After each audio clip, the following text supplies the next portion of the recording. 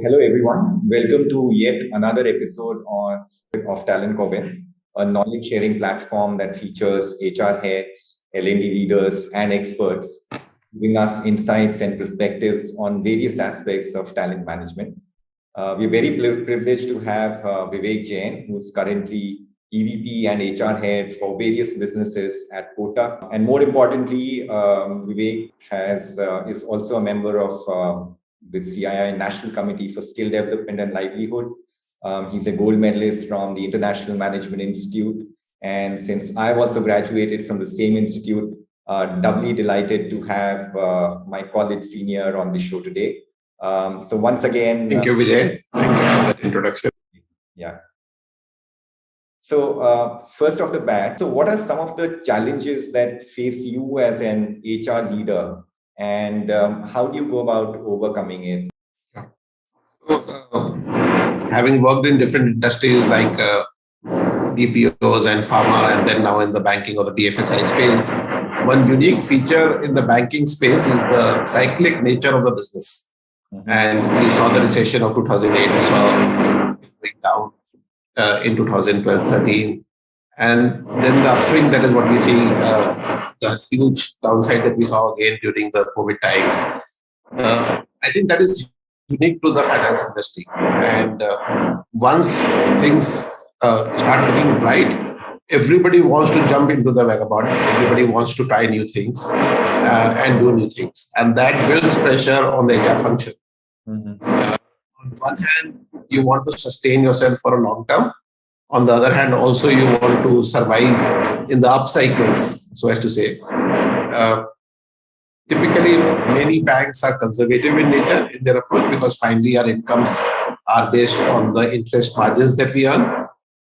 Or any of the BFSI space, I'm saying finally it is a commission-based income. So we try to maintain the cost to an extent that we can sustain even when there's a downswing or when there's a recession. Yeah. Having said that, the gap when there is upside or upswing that happens between the industry and the people who are coming new becomes significant, and one tends to lose talent because of this short, excitement, euphoria you see in the market of joining something which is more interesting. Disruption in the BFSI space is not only from tech. Mm-hmm. I think it is from all sectors, sides, which includes new concepts like peer-to-peer lending, or to that extent, the whole blockchain that we are seeing, the way the currency is working upon, and if government, as per the plan, if RBI comes up with the new currency, it will disrupt significantly. Obviously, the post office getting integrated to the banking system will. So these are areas which are very unforeseen, and how they will impact the overall outlook industry is interesting to see. So it is a dynamic area. It continuously keeps evolving. Normally, people feel that BFSI is only challenged by the tech, but that is not true. That we have players from all across who are attacking the whole system. Some are taking the higher piece, some people are taking the lower end of the space. And how do you deal with that on a continuous basis becomes critical and important. What are some of the change management strategies that organizations are putting in place? And more specifically, how does it impact areas of recruitment, upskilling, and talent deployment strategies? Yeah. And one of the biggest challenges is how do you engage with a new employee? Banking space, BFSI space, which prima facie revolves around trust as a parameter. How do you build trust with the employee and employee building trust with the customer in a remote environment over a Zoom call the way we are doing right now is difficult. People want to see, people want to know, they get that aura of the individual. That should I, trust this person to give my investments, or will this banker take me in the IPO lead or not? So these are difficult ones. How do you deal with them? So onboarding has been a tough thing for us in terms of not onboarding in terms of the mechanics of it, but how do you socialize that person once the person comes in? Yeah. Attrition for people who have joined during COVID is relatively higher. That is my sense in the industry, not only in the banks, than people who had joined before COVID times. So these are the challenges that you get into in terms of onboarding. Also, Vijay, from a recruitment point of view, it has become easier. Why I'm saying that is because earlier the reach of candidate was limited. For example, if you want to get a person from Bombay today, you can go out to other places also. Yeah. In fact, we today reach out to Singapore, Hong Kong offices also when we want to recruit somebody for India, because there is no need to be physically present in the city that you're talking about. So it has been a mixed bag for all the BFSI space. But for the existing workforce and the people at various levels, what are the emerging trends in talent management and people development that you see? Do you define talent as people with high DQ? The answer is absolutely yes. It is no more about your strategic capabilities. It is no more about your networks that you normally enjoy in the banking space, or it is no more about how much planning and organizing that you're doing. So I think the competencies are shifting. They're shifting very rapidly. Two spaces of DQ, how quickly can you adopt to situations? Because the moment you start touching the IT space or the technology space, the evolution is so fast that if the people do not adopt to it, they become irrelevant to the whole situation. Yeah. So I think the whole box is changing. The box of competencies that we used to see earlier and measure people is completely changing to a new set of boxes where it is about new idea generation, innovation, understanding the psychology of the customers, do it yourself, do it along with you. So those concepts are taking it significantly.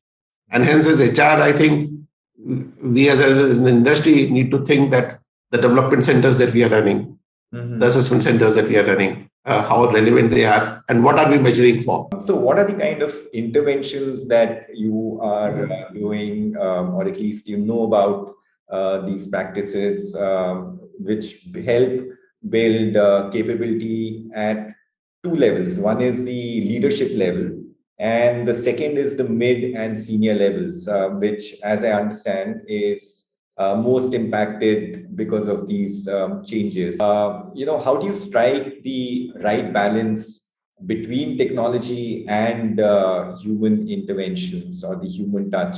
And what's the way forward in the current environment? The one fundamental issue that is there in this whole dynamics that is coming up is that when I'm interacting and spending time with the individual over a Zoom, what am I doing in that activity, in that event? And I have said this in many forums, and I'm saying this to you also.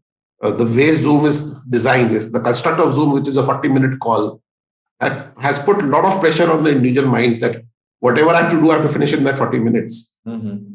Just assume and interact that, and I'm saying not privileged people like you can have a Zoom license buyout, but 80%, 85% of the population is working on that 40-minute cycle. Okay. Yeah. So that builds a huge pressure on the individual in terms of what you can do over the tech piece. Earlier, when we used to call over the phone, we used to chat. We used to chat easily. We used to chat for hours and discuss things. There used to be phone on your table, and you used to chat and discuss things. And the social connect used to be as strong. But you had leisure time to interact and know the individual more than what you're doing today. Yeah. So how do you draw that line? I think becomes important and critical between switching from tech piece. Chatbot is very famous, so I'll now share with you what we are doing inside the company. So all jobs that are routine, mundane, that human beings don't want to do, they are being moved to the digital space. All jobs like coaching, like assessment centers, doing developmental discussions with one-to-one individual basis. All those continue to be with the human beings, and they will continue to require a face-to-face interaction over there.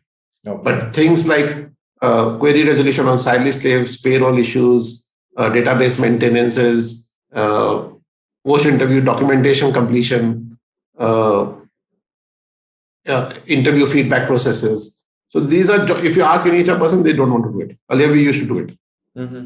Okay. So spaces and work that we don't want to do, I think they are getting automated heavily through chatbots or through various automation or do-it-yourself methods. And we are evolving. So we are getting into areas that we want to do. I have a very positive outlook on the whole subject. Sure. Did I answer? It is a tough question you asked. So did I answer your question? But yes, I think that makes a lot of sense. So basically, technology is in those areas which are routine and can be automated without changing the nature of the the fundamentals of human interaction. So I think that's my takeaway from what you just said. Yeah.